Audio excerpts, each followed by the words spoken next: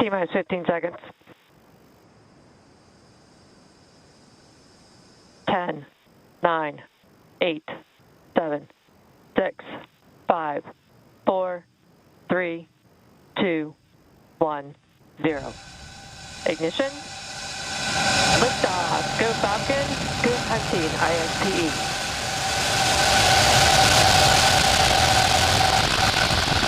Vehicle is pitching downrange. Nominal first stage chamber pressures.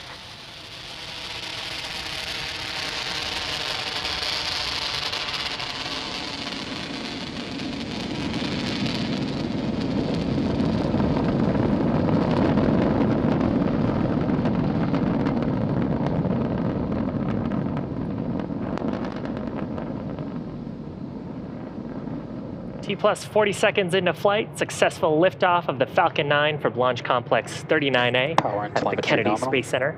We're carrying the ixpe satellite into an equatorial orbit, and we just throttled down the 9 Merlin 1D engines in preparation for the next event. That's the point of max Q, or maximum aerodynamic pressure. That coming up in about 10 seconds. Vehicle is supersonic.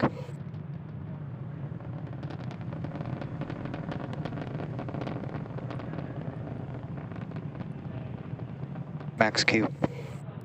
So with that, we are through the highest stresses on the vehicle from the combination of our increasing velocity and the decreasing atmospheric density. Coming up next, the next event in about a minute will be MECO, that's main engine cutoff. We'll shut down those 9 Merlin 1D engines in preparation for the next event, stage separation. The first and second stages will separate, and then at about T+2 minutes, 44 seconds, we'll have SES-1, or second engine start number 1. That's where the Merlin vacuum engine on the second stage will ignite to carry the second stage and the ixpe payload into orbit. So again, those 3 events coming up in succession: MECO, main engine cutoff, followed by stage separation, and then SES-1. And this view, looking down on the Merlin 1D engines from the first stage, you can see the plume expanding as the atmospheric density drops off, so we get higher and higher in our atmosphere.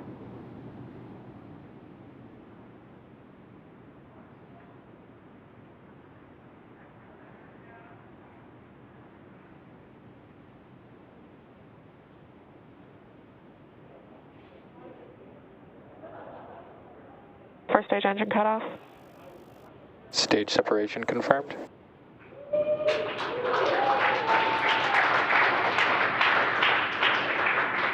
And back ignition. So those 3 events successful: main engine cutoff, stage separation, left-hand side of your screen, you can see a view of the first stage deploying its grid fins, starting its recovery sequence. The second stage on the right-hand side of your screen, we've got a shot of the Merlin vacuum engine glowing as it continues its ignition to carry ixpe into orbit. Next major event coming up will be fairing deployment. At this point, the second stage... Stage 2 on nominal trajectory. The second stage is getting to a part of the atmosphere with very low density, so we don't need to carry those fairing halves anymore. We can jettison them back to planet Earth and then attempt to recover them. Again, both of them being new fairing halves flying for this mission. Fairing separation confirmed. There's confirmation of the fairing deploy, the ixpe satellite now getting directly exposed to the vacuum of space. And those fairing halves, again, will be attempting to recover those with our recovery vessel named Bob, which is out in the Atlantic Ocean.